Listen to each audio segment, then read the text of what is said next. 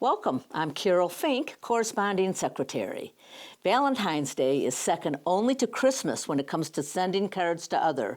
About 1 billion cards are sent for Valentine's Day each year. It's the second biggest card exchanging holiday after Christmas, when about 2.6 billion cards are sent annually. Today, most Valentine's cards, about 85%, are bought and sent by women. The first paper Valentines were made in the Middle Ages, but they really became popular in the 19th century when the Industrial Revolution enabled paper makers to mass-produce fancy, colorful cards and make them affordable to more than just the wealthy. People loved frilly cards with decorative paper made of real lace.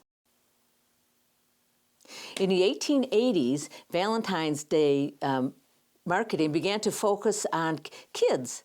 Middle-class and even working-class kids had pocket money for the first time, and they could spend a few pennies on candies and cards.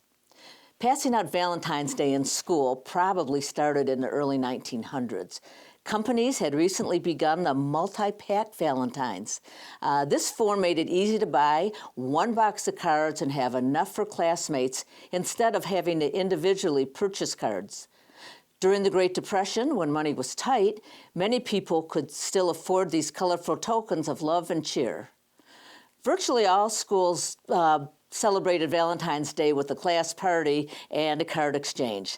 The cards reflect the popular art, popular trends, and simple technology to create engaging cards. Let's take a look at some of our collection of kids' Valentine's cards from the early 1930s.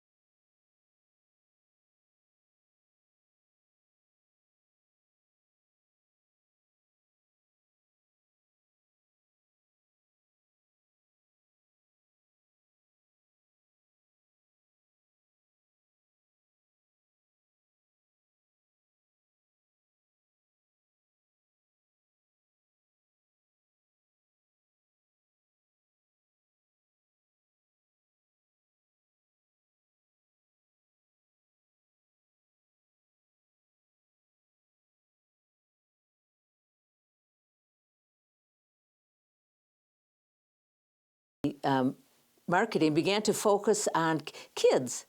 Middle-class and even working-class kids had pocket money for the first time, and they could spend a few pennies on candies and cards. Passing out Valentine's Day in school probably started in the early 1900s. Companies had recently begun the multi-pack Valentines. This form made it easy to buy one box of cards and have enough for classmates instead of having to individually purchase cards. During the Great Depression, when money was tight, many people could still afford these colorful tokens of love and cheer. Virtually all schools celebrated Valentine's Day with a class party and a card exchange. The cards reflect the popular art, popular trends, and simple technology to create engaging cards. Let's take a look at some of our collection of kids' Valentine's cards from the early 1930s.